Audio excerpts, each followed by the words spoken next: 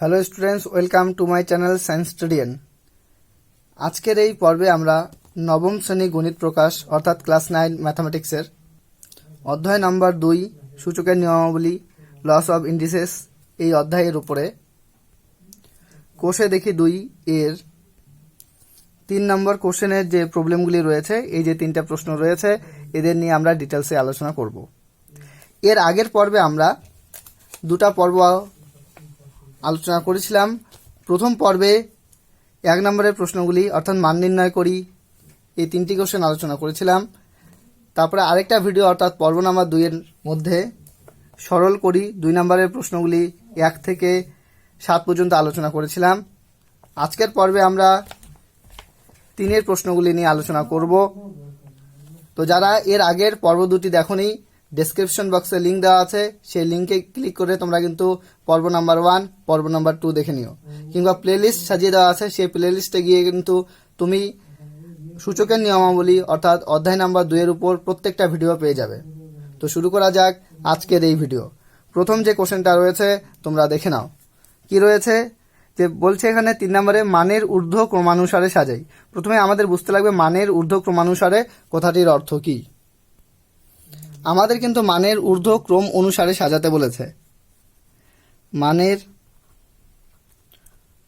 ঊর্ধ্ব ক্রমানুসারে, মানের ঊর্ধ্ব ক্রমানুসারে সাজাতে বলেছে। দেখো, ঊর্ধ্বক্রম কথাটার অর্থ হচ্ছে তুমি সাজাবে কি হিসাবে? ছোট থেকে বড় হিসাবে, ছোট থেকে বড় হিসাবে সাজাবে। এর আগে তোমরা নিচু ক্লাসে অর্থাৎ তোমরা ক্লাস 1, 2 এর মধ্যে করেছো ছোট থেকে বড় হিসাবে সাজাও কিংবা বড় থেকে ছোট হিসাবে সাজাও। সেই বিষয়টা কিন্তু এখানে ঊর্ধ্ব ক্রমানুসারে বলেছে। ঊর্ধ্ব ক্রমানুসারে মানে ছোট থেকে বড় হিসাবে সাজাতে। ঊর্ধ্ব ক্রম অনুসারে, ঊর্ধ্ব মানে বড়, ক্রম মানে সিরিজ অনুযায়ী যত এগোতে থাকবে তত আস্তে আস্তে ভ্যালুটা বড় হতে থাকবে। অর্থাৎ এক কথায় তুমি যদি বলো যে ঊর্ধ্ব ক্রমানুসারে কথাটার অর্থ কি, তাহলে হচ্ছে ছোট থেকে বড় হিসাবে সাজাতে হবে। তো এখানে যে ভ্যালুগুলো দেওয়া আছে সেই ভ্যালুগুলোকে আমাদের ছোট থেকে বড় হিসাবে সাজাতে লাগবে। দেখো, প্রবলেম নাম্বার 1 এ যে ভ্যালুগুলো দেওয়া আছে 5 to the power 1/2, 10 to the power 1/4, 6 to the power 1/3, এই ভ্যালুগুলো কিন্তু দেখেই বলে দেওয়া যায় না যে কোন ভ্যালুটা, এই 3টা ভ্যালুর মধ্যে কোন ভ্যালুটা বড় আর কোন ভ্যালুটা সবচেয়ে ছোট। আর বড় ভ্যালু আর ছোট ভ্যালুর মাঝখানের যে ভ্যালুটা সেটা কি, সেটা কিন্তু দেখে বলা যায় না। এটা তোমাকে ক্যালকুলেশন করে তারপর দেখতে লাগবে কোন ভ্যালুটা বড় কোন ভ্যালুটা ছোট। তো যে ভ্যালুটা ছোট সেটা সবার আগে লিখতে লাগবে, তারপর তার থেকে বড় ভ্যালু, তারপর তার থেকে বড় ভ্যালু, এইভাবে লিখতে লাগবে। তো যাই হোক, প্রবলেমটাকে আমি সলভ করে দিই। সলভ করিয়ে দিলেই তোমরা কিন্তু ক্লিয়ারলি বুঝতে পারবে যে প্রবলেমটা কিভাবে করতে লাগবে। প্রবলেমটাকে দেখে নাও কি রয়েছে। 3 এর 1 number 5 to the power 1/2, 10 to the power 1/4, 6 to the power 1/3, এই 3টা ভ্যালু দেওয়া আছে। এদের মানের ঊর্ধ্বক্রমানুসারে সাজাতে বলেছে, অর্থাৎ ছোট থেকে বড় হিসাবে সাজাতে আমাদের বলেছে। দেখো, ভ্যালুগুলোকে আমরা উপর থেকে নিচ অবধি তুলব। কিভাবে তুলব? প্রথমে 5 টু দি পাওয়ার 1/2 এটা লিখবো। দেন আরেকটা ভ্যালু দেওয়া আছে 10 টু দি পাওয়ার 1/4, তারপর যে ভ্যালুটা আছে 6 টু দি পাওয়ার 1/3, এইভাবে উপর থেকে নিচে এইভাবে তোমরা তুলবে। তোলার পর যে কাজটা করবে, এখানে ইকুয়াল হবে, এখানে ইকুয়াল দেবে, এখানে ইকুয়াল দেবে। তারপরে যেটা করতে লাগবে, এর পাওয়ারে দেখো হাফ, প্রথমে পাওয়ারে রয়েছে হাফ, এটার পাওয়ারে রয়েছে 1/4, আর এখানে পাওয়ারে রয়েছে 1/3। তো প্রথম কাজ হচ্ছে 2, 4 আর 6, 2, 4 আর 3, এই 3টা লসাগু করতে লাগবে। তুমি লসাগু করে নাও। 2, 4, 3 এর লসাগু করছি। তো প্রথমে 2 বাদ দিচ্ছি। 2 যদি বাদ দিয়ে দাও তাহলে 2 ওকে 2, 2 ওকে 2, এটা মিলে গেল। 2 দুগুণ 4 মিলল। তো 3কে তো তুমি ডিভাইড করতে পারবে না, কাজেই 3 নামবে। মানে 3টার মধ্যে যে কোনো 2টাই যদি চলে যায় ভাগ করতে পারো তাহলেই হবে। তোমরা লসাগু নিয়ম অবশ্যই জানো আশা করি। এবার আর কিছু বাদ যাবে না। তো কি করতে লাগবে? 2, 1, 2, 3 গুণ করতে লাগবে। 2 গুণ 1 গুণ 2 গুণ 3 যদি তুমি করো কত পাবে? 2 ওকে 2, 2 দুগুণ কত? 4, 3 4 কত? 12। অর্থাৎ তুমি লসাগু করলে এখানে কত পাচ্ছ? 12। প্রথম কাজ হচ্ছে তোমার এখানে যেটা করতে লাগবে, খুব ধ্যান দিয়ে দেখবে। না ধ্যান দিয়ে দেখলে কিন্তু বিষয়টা অত ক্লিয়ারলি বুঝতে পারবে না। ধ্যান দিয়ে দেখবে কি বলছে। 5 টু দি পাওয়ার তোমাকে এখানে বানাতে লাগবে 1/12 লিখতে লাগবে। দেখো লসাগু কত আসছে? লসাগু চলে আসছে 12।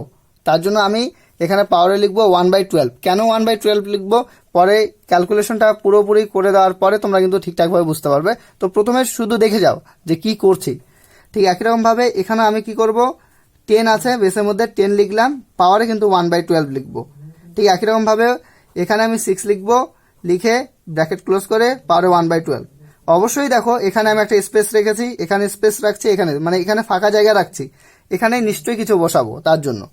দেখো এখানে আমি ফাঁকা জায়গা রাখছি কেন, এখানে আমি এটাকে অ্যাডজাস্ট করবো। দেখো পাওয়ারে কিন্তু 1/2 ছিল, তুমি লিখছো 1/12, তো পাওয়ারে 1/2 কে তুমি 1/12 লিখতে পারো না, তোমাকে কি করতে লাগবে, এটাকে অ্যাডজাস্ট করে দিতে লাগবে।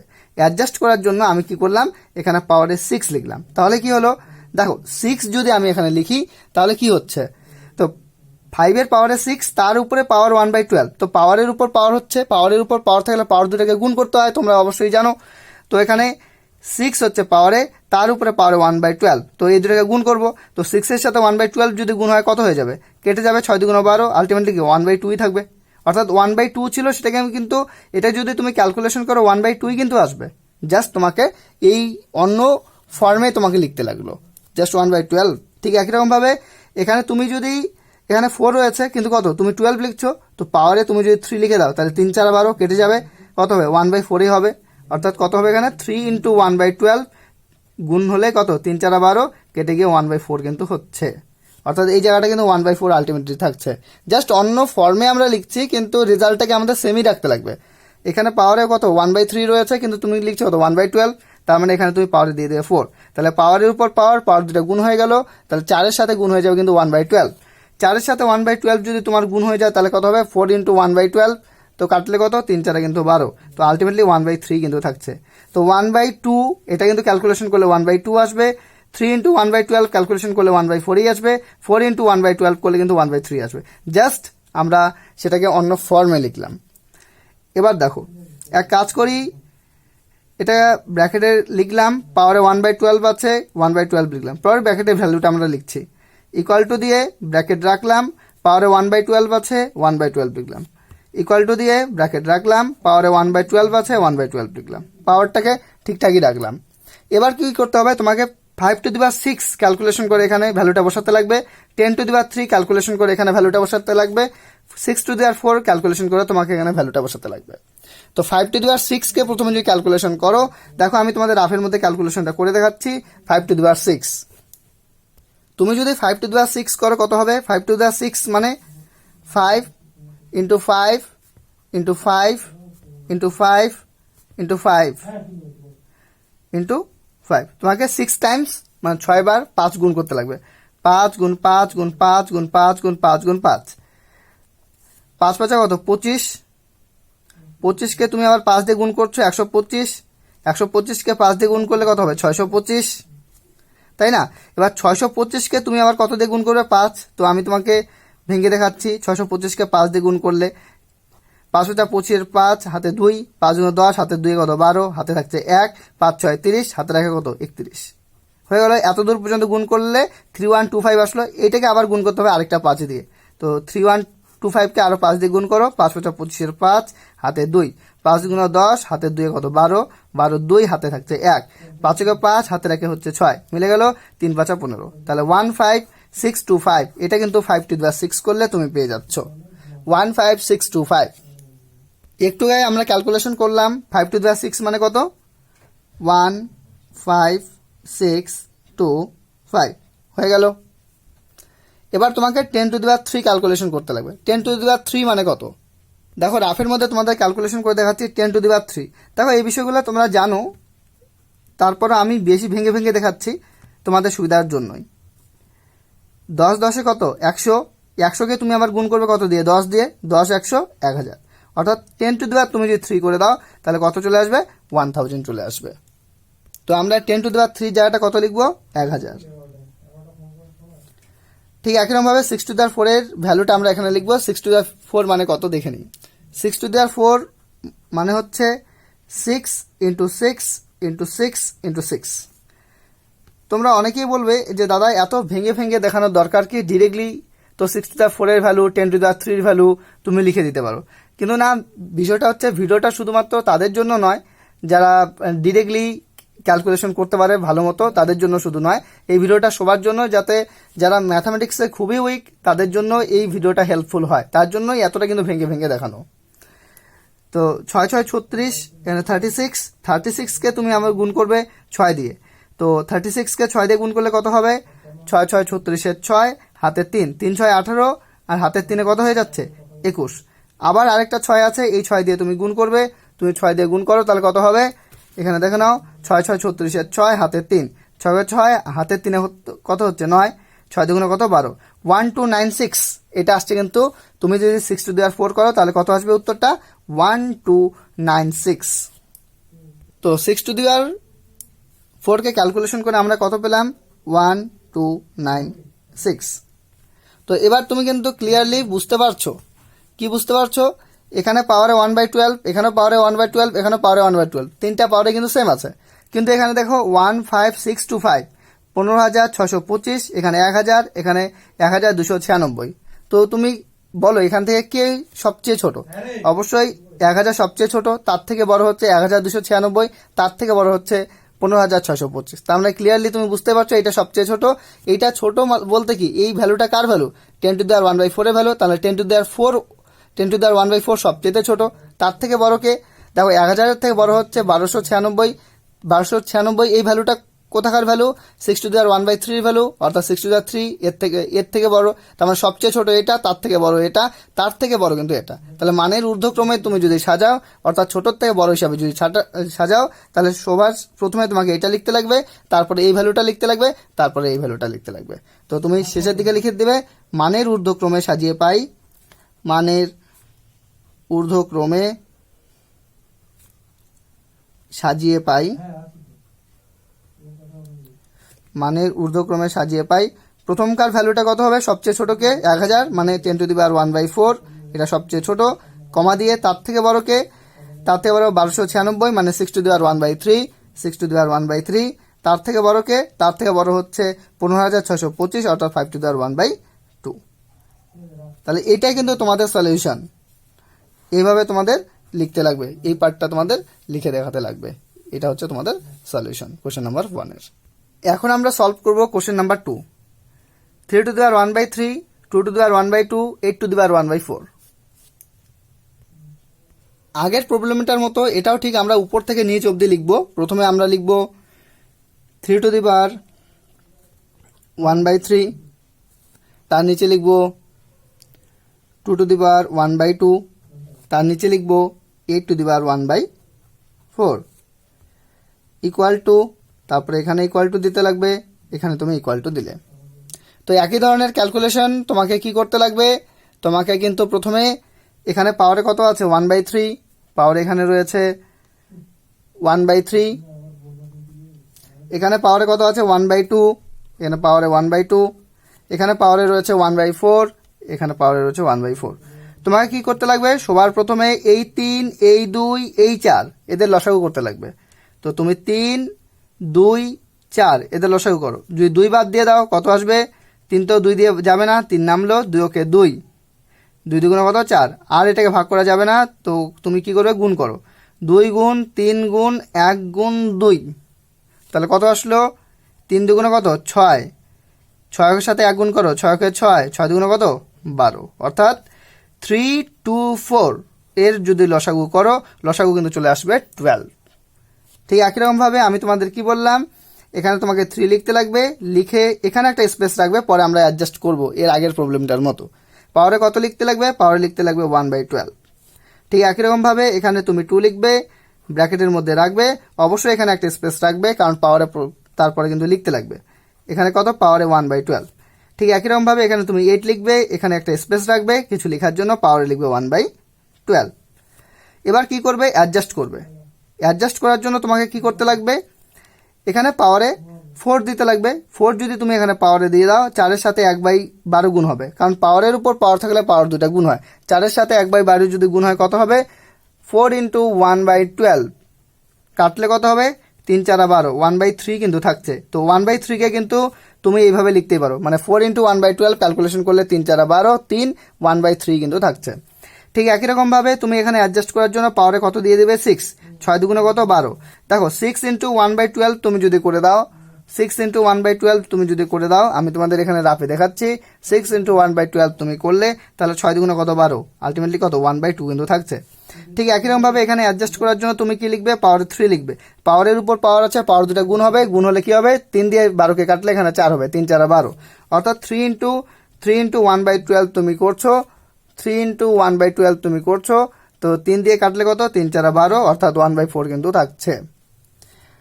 হয়ে গেল অ্যাডজাস্ট প্রবলেম। তাহলে বিষয়টা বুঝতে পেরেছো তোমরা। তো এবার কি করবা, তোমরা এই ব্র্যাকেটটা রাখবা, পাওয়ারে 1/12 আছে লিখবা, এখানেও ঠিক ব্র্যাকেট রাখবা, পাওয়ারে 1/12 আছে লিখবা, তারপরে এখানে ব্র্যাকেট রাখবা, রাখার পর পাওয়ারে 1/12 আছে লিখবা। এবার কাজ কি, এবার কাজ হচ্ছে তোমাকে 3 টু দি পাওয়ার 4 ক্যালকুলেশন করে লিখতে লাগবে, 2 টু দি পাওয়ার 6 ক্যালকুলেশন করে এখানে লিখতে লাগবে, 8 টু দি পাওয়ার 3 ক্যালকুলেশন করে তোমাকে এখানে লিখতে লাগবে। তো প্রথমে 3 to the power 4, 3 to the power 4 বলতে কত বোঝাচ্ছে আমি তোমাদের রাফের মধ্যে ক্যালকুলেশন করে দেখাচ্ছি। দেখো আমরা ক্যালকুলেশন করব 3 to the power 4, 3 to the power 4, 3 to the power 4 মানে 3 ইন্টু 3 ইন্টু 3 ইন্টু 3, তুমি 4 বার 3কে গুণ করলে এটা 3 টু দি পাওয়ার 4 হয়। তো 3 3 কত হচ্ছে 9, 3 9 কত হচ্ছে 27, 27কে তুমি আবার 3 দিয়ে গুণ করবে 81, অর্থাৎ 3 টু দি পাওয়ার 4 এর ভ্যালু হচ্ছে 81। তো 3 টু দি পাওয়ার 4 এর জায়গায় আমরা কত লিখবো 81। তো এখানে রয়েছে 3 টু দি পাওয়ার 4, এই ভ্যালুটা আমরা লিখে দিচ্ছি 81। তারপরে রয়েছে 2 to the power 6, 2 to the power 6 K calculation করলে কত আসছে আমরা দেখে নিই। এখন আমরা ক্যালকুলেশন করব 2 to the power 6, 2 to the পাওয়ার 6 মানে 2 into 2 into 2 into 2 into 2 into 2, কতবার লিখলাম 1 2 3 4 5 6, 6 বার তোমাকে লিখতে লাগবে, 6 যেহেতু পাওয়ারে আছে। ক্যালকুলেশন করি, 2 দুগুণে কত 4, 4 দুগুণে কত 8, 8কে 2 দিয়ে গুণ করো, 8 দুগুণে 16, 16কে আবার 2 দিয়ে গুণ করো, 16 দুগুণে 32, 32কে আবার 2 দিয়ে গুণ করো, 32 দুগুণে 64। অর্থাৎ তুমি যদি 6 বার 2 গুণ করো তাহলে এর ভ্যালুটা কত আসবে 64। আমরা কি করব 2 টু দি পাওয়ার 6 এর জায়গাটায় কত লিখে দেব 64 লিখে দেব। তো কি করছি 2 টু দি পাওয়ার 6 এই ভ্যালুর জায়গাটা 2 টু দি পাওয়ার 6 এর জায়গাটা আমরা লিখলাম 64। ঠিক একই রকম ভাবে 8 টু দি পাওয়ার 3 এটাকে আমরা ক্যালকুলেশন করে দেখাচ্ছি। এখন আমি তোমাদের ক্যালকুলেশন করে দেখাবো 8 to the power 3। 8 to the পাওয়ার 3 মানে বুঝতে পারছো 3 বার 8 গুণ করতে লাগবে, একবার 2 বার 3 বার, 8 8 কত 64, 64কে তুমি 8 দিয়ে গুণ করো, 64কে 8 দিয়ে গুণ করলে কত হয় 4 8 32 এর 2 হাতে কত 3, 6 8 48 আর 3 কত 51, মানে 512। অর্থাৎ 8 টু দি পাওয়ার 3 করলে আনসার কত আসবে 512। আমি আবারও বলছি যারা ক্যালকুলেশনে ফার্স্ট বা ক্যালকুলেশনে ভালো তারা কিন্তু 8 টু দি পাওয়ার 3 এর ভ্যালু 512 একবারই লিখতে পারবে, কিন্তু তবু আমি ভেঙে ভেঙে দেখাচ্ছি শুধুমাত্র সেই সমস্ত স্টুডেন্টদের কথা ভেবে যারা ক্যালকুলেশনে অতটা ফার্স্ট না কিন্তু অঙ্ক করতে হবে তাদেরকেও, তার জন্যই কিন্তু এভাবে এত ভেঙে ভেঙে করা।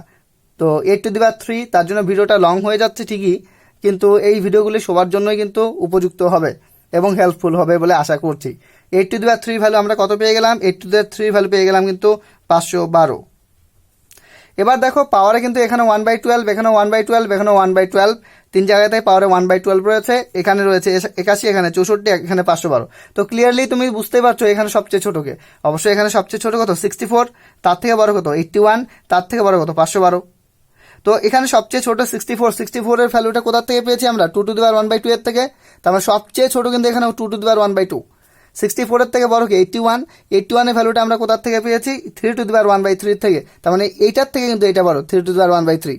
তার থেকে বড় কে সবচেয়ে বড় কে এখানে সবচেয়ে বড় হচ্ছে 8 টু দি পাওয়ার 1/4, তার মানে প্রথমে আমরা এটা লিখবো, তার থেকে বড় হচ্ছে এটা, তার থেকে বড় হচ্ছে এটা। তো তোমাকে এখানে ফাইনালি লিখে দিতে লাগবে মানের ঊর্ধ্বক্রমে সাজিয়ে পাই, মানের ঊর্ধ্বক্রমে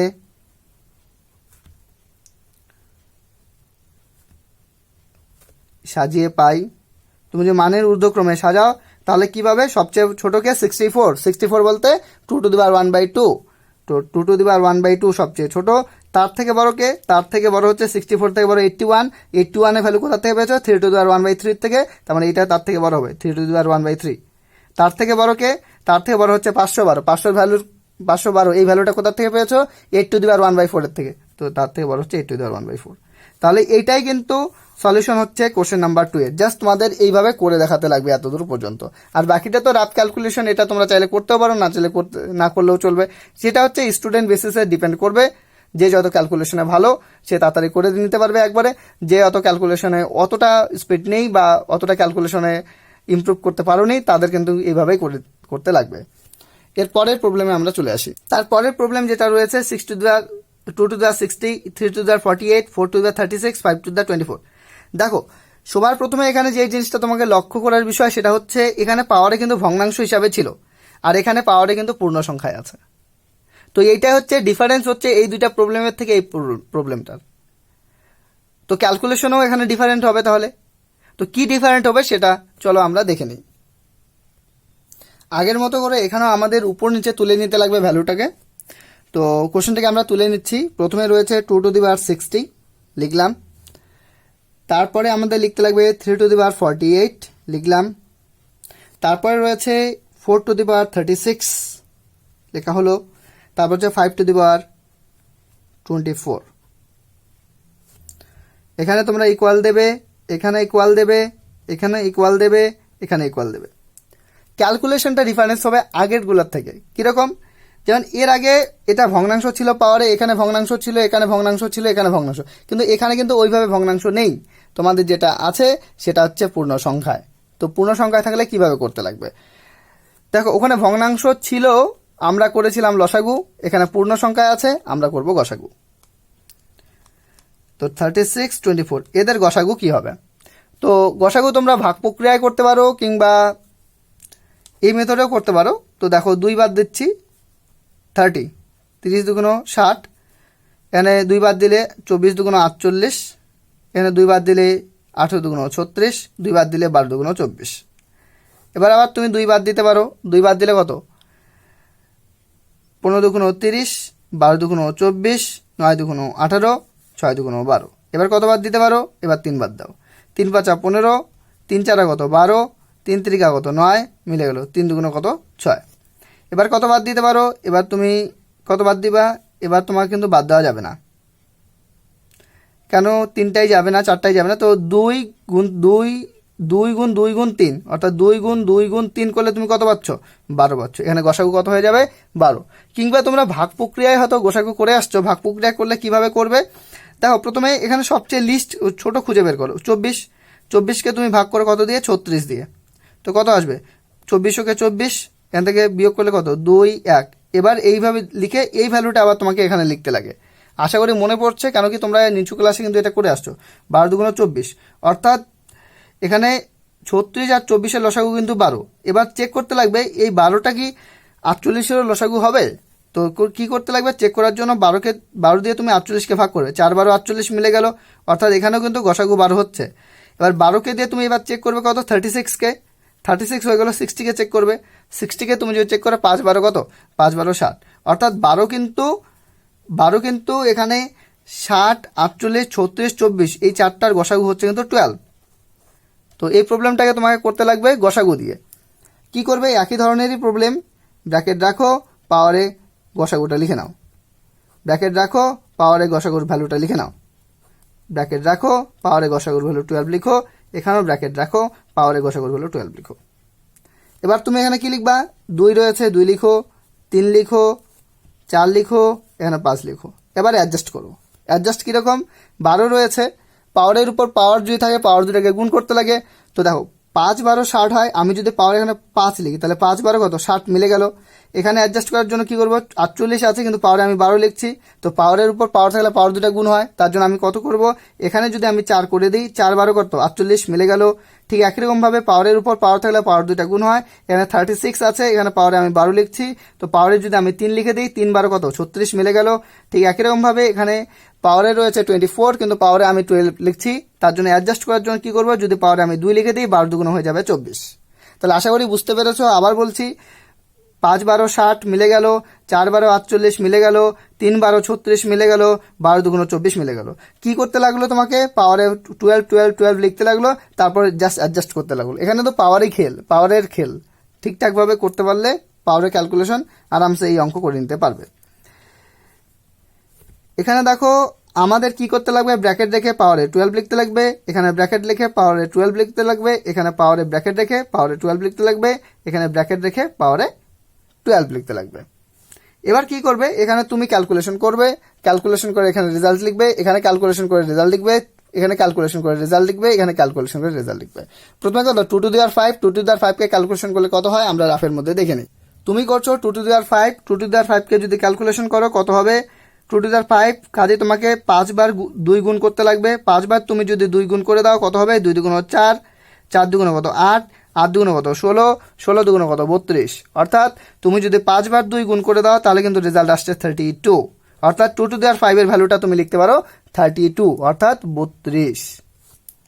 তো আমরা এখানে 2 টু দি পাওয়ার 5 এর ভ্যালু প্রথমে লিখব। 2 টু দি পাওয়ার 5 এর ভ্যালু আমরা পেয়ে গেলাম 32। ঠিক একই রকমভাবে 3 টু দি পাওয়ার 4 এর ভ্যালু আমরা লিখব। 3 টু দি পাওয়ার 4 এর ভ্যালু আমরা কত পাবো দেখে নিই রাফের মধ্যে ক্যালকুলেশন করে। আমরা 3 টু দি পাওয়ার 4 এর ভ্যালু এখন বের করব। 3 to the power 4 equal to কত হবে, 3 ইন্টু 3 ইন্টু 3 ইন্টু 3, অর্থাৎ 3 3 9, 3 9 কত 27, 3 27 কত 81। অর্থাৎ 3 টু দি পাওয়ার 4 তুমি যদি করে দাও তাহলে রেজাল্ট আসবে কিন্তু 81। তুমি এখানে 3 টু দি পাওয়ার 4 করে ভ্যালু এখানে পেয়ে গেল 81। ঠিক একরকমভাবে তোমাকে 4 টু দি পাওয়ার 3 ক্যালকুলেশন করে ভ্যালু বসাতে লাগবে। রাফের মধ্যে আমরা দেখে নিই 4 টু দি পাওয়ার 3 ক্যালকুলেশন করলে উত্তর কত আসে। এখানে আমি 4 টু দি পাওয়ার 3 ক্যালকুলেশন করে তোমাদের দেখিয়ে দিচ্ছি, দেখে নাও ভালো মতো। 4 টু দি পাওয়ার 3 মানে তোমাকে 3 বার 4 গুণ করতে লাগবে। 3 বার 4 যদি গুণ করো কত পাবে, 4 4 16, 16কে 4 দিয়ে গুণ করলে 4 16 কত হয়ে যায় 64, অর্থাৎ 64। 4 টু দি পাওয়ার 3 করলে আনসার চলে আসছে কিন্তু 64। এই 4 টু দি পাওয়ার 3 এই ভ্যালুটা তুমি লিখলে এখানে 64। ঠিক একই রকমভাবে 5 টু দি পাওয়ার 2 এই ভ্যালুটা তো কমন তোমাদের জানাই আছে, 5 ইন্টু 5, অর্থাৎ 2 বার তুমি যদি 5 গুণ করে দাও তাহলে কত পাবে, 5 টু দি পাওয়ার 2, এখানে 5 ইন্টু 5, অর্থাৎ 5 ইন্টু 5 করলে 5 5 25 পেয়ে যাচ্ছ। অর্থাৎ তুমি এখানে 5 টু দি পাওয়ার 2 এর জায়গায় কত লিখবে, 25 লিখবে। এবার দেখো এখানে তুমি পাওয়ারে কিন্তু রয়েছে এখানে 12, এখানে 12, এখানে 12, এখানে 12, তো পাওয়ারটা তো সেমই আছে। এবার তোমাদের জাস্ট দেখতে লাগবে এদের মধ্যে কে সবচেয়ে বড় কে সবচেয়ে ছোট। সবচেয়ে ছোট হচ্ছে 25, 25 সবচেয়ে ছোট এখানে, আর সবচেয়ে বড় এখানে 81। তো দেখো 25-এর থেকে বড় হচ্ছে 32, তার থেকে বড় 64, তার থেকে বড় 81, মানে 25, দেন 32, দেন 64, দেন 81। 25 কোথা থেকে আসছে, 5 টু দি পাওয়ার 24 থেকে আসছে, তার মানে এই সবচেয়ে ছোট। তার থেকে বড় কে, তার থেকে বড় হচ্ছে 32, 32 ভ্যালু কোথা থেকে আসছে 2 টু দি পাওয়ার 60, তো এই ভ্যালুটা তার থেকে বড়। তার থেকে বড় কে 64, 64 এর ভ্যালু কোথা থেকে আসছে 4 টু দি পাওয়ার 36, এটা বড়। তার থেকে বড় কে 81, 81 এর ভ্যালু কত 3 টু দি পাওয়ার 48 এখান থেকে, তার মানে সবচেয়ে ছোট হচ্ছে এটা, তার থেকে বড় হচ্ছে এটা, তার থেকে বড় হচ্ছে এটা, তার থেকে বড় হচ্ছে এটা। তো জাস্ট তোমাদের শেষের দিকে লিখে দিতে লাগবে মানের ঊর্ধ্বক্রমে সাজিয়ে পাই, মানের ঊর্ধ্বক্রমে সাজিয়ে পাই। তো সবচেয়ে ছোটকে, সবচেয়ে ছোট হচ্ছে 5 টু দি পাওয়ার 24, তার থেকে বড়কে, তার থেকে বড় হচ্ছে 32, মানে 2 to the power 60, 2 to the পাওয়ার 60, তার থেকে বড়কে, তার থেকে বড় হচ্ছে 64, অর্থাৎ 4 টু দি পাওয়ার 36, তার থেকে বড়কে, তার থেকে বড় 81, অর্থাৎ 3 টু দি পাওয়ার 48। এই হচ্ছে কোশ্চেন নাম্বার 3 এর সলিউশন। এর পরের পর্বে আমরা কোশ্চেন নাম্বার 4 অর্থাৎ প্রমাণ করির এই যে 4টা প্রবলেম আছে, এই 4টা প্রবলেম নিয়ে কিন্তু ইন ডিটেলস আলোচনা করব, ঠিক যেভাবে আজকে আমরা ডিটেলসে আলোচনা করলাম। আশা করি তোমরা প্রত্যেকে বুঝতে পেরেছো ঠিকঠাকভাবে। যদি না বুঝতে পারো অবশ্যই কিন্তু আমাকে জানাবে কমেন্ট সেকশনে। পশ্চিমবঙ্গ মধ্যশিক্ষা পর্ষদের নবম দশম শ্রেণীর নতুন পাঠ্যসূচি অনুযায়ী এই ভিডিওতে বিষয়বস্তুটি আলোচিত। ভিডিওটা যতটা সম্ভব সরল ও প্রাঞ্জল ভাষায় এবং বিজ্ঞান ভিত্তিক নির্ভুল তথ্যে তুলে ধরার আপ্রাণ চেষ্টা করেছি। ভিডিওটি ছাত্রছাত্রীদের কিছুমাত্র উপকারে আসলে আমার শ্রম সার্থক হবে। আমি তাকিয়ে রইলাম তাদের ফিডব্যাক ও সুচিন্তিত মতবাদের জন্য কমেন্ট বক্সের দিকে। এছাড়াও এর আগে ইউটিউবে ভিডিও আপলোড করার ক্ষেত্রে অনেক ভিউয়ার্সের মূল্যবান ও গঠনমূলক রেসপন্স পেয়েছি। এই মুহূর্তে আমি তাদের আন্তরিক কৃতজ্ঞতা জানাই। বর্তমানে ও ভবিষ্যতেও আমি তাদের কাছ থেকে অনুরূপ মূল্যবান ও গঠনমূলক রেসপন্স পাওয়ার আশা রাখছি। পরের ভিডিওগুলি শিক্ষক শিক্ষার্থী মহলে আরও বেশি সমাদৃত হবে বলে আশা করি। প্রিয় ছাত্রছাত্রীরা, তোমরা যদি এই ভিডিওটির নোটস পেতে চাও তাহলে ডেসক্রিপশন বক্সে দেওয়া লিঙ্ক থেকে ফ্রি পিডিএফ ফাইল ডাউনলোড করতে পারো। তাছাড়া বিষয়বস্তুটি তো ভিডিওর মাধ্যমে তোমাদের বুঝিয়ে দেওয়াই হলো। তোমাদের বলতে চাই, সায়েন্স স্টাডিয়ান এমন একটা ইউটিউব চ্যানেল যার একটাই লক্ষ্য শিক্ষার্থীদের তোতাবাকি নয়, তাদের সৃজনশীল দক্ষতা বৃদ্ধিতে সহায়তা করা।